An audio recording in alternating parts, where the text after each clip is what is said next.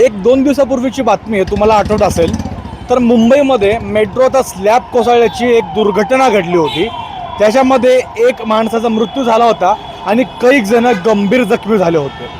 आणि तीच घटना ध्यानी घेता आणि सावधगिरी बाळगता पुण्यातील आमदार सिद्धार्थ शिरोळे यांनी PMRDAच्या प्रमुखांना म्हणजे PMRDAला लेटर लिहिलं, पत्र लिहिलं। त्याच्यामध्ये त्यांनी आत्ता जे सगळं मेट्रोचं काम पुण्यामध्ये जे चालू आहे त्याच्या सेफ्टी ऑडिटची त्यांनी मागणी केलेली आपल्याला समजून येत आहे। तसं बघायला गेलं तर आमदार सिद्धार्थ शिरोळे जे आहेत त्यांनी हे अतिशय स्तुत्य कार्य केलेलं आपल्याला ते दिसून येते। कारण की जर आपण बघत असू, आत्ता मी सावित्रीबाई फुले पुणे युनिव्हर्सिटीच्याच परिसरामध्ये म्हणजे अलीकडच्या भागामध्ये मी उभा आहे।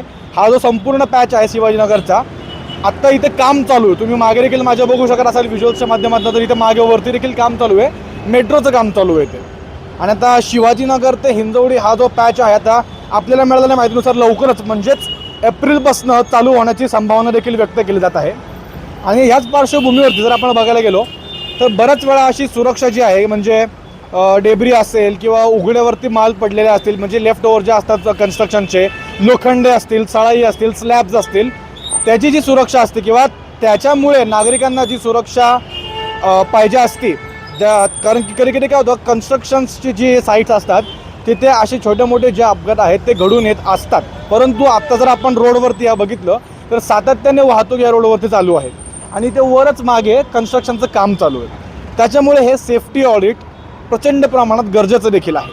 आत्तापर्यंत एवढी मोठी दुर्घटना पुण्यामध्ये मेट्रो बाबतीत म्हणजे मेट्रोचं काम चालू असताना घडलेलं नाही आहे, परंतु सावधगिरी बाळगणं हे कधी पण चांगलंच आहे। कारण की आत्ता ह्या रोडवरती कायम नागरिक येत जात असतात, त्याच्यामुळे हा जो संपूर्ण स्ट्रेच आहे शिवाजीनगर टू हिंजवडी, आता सगळी जिथे जिथे काम चालू आहे त्याच्याबद्दल आता लवकरात हे ऑडिट केव्हापासून नेमकं चालू होईल ह्याच्याकडे सर्वच पुणेकरांचं लक्ष लागून आहे। कारण की सुरक्षितता जी आहे पुणेकरांची हे या ऑडिटच्या कामावरती देखील अवलंबून आहे।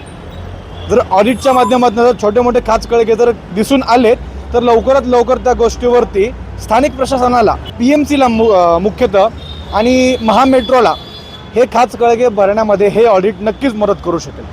आता तुमच्याही परिसरामध्ये मेट्रोच्या कामामुळे कुठले त्रास होत आहेत का, किंवा मेट्रोच्या कामामुळे कुठली अशी दुर्घटना होऊ शकते का जिथे तुम्हाला असं वाटतंय की स्लॅब कोसळू शकतो किंवा कुठेतरी लोखंड उघड्यावरती पडलेला आहे, लोखंड पडण्याची शक्यता आहे किंवा लागण्याची शक्यता आहे आणि जिथे नागरिकांचा जीव धोक्यात आहे, जर तुम्हालाही असं वाटत असेल तर त्या पर्टिक्युलर एरियाचं नाव आम्हाला कमेंट्सच्या माध्यमातून सांगायला विसरू नका। आणि पाहत राहा न्यूज डॉट्स, मी अंशु काशीद।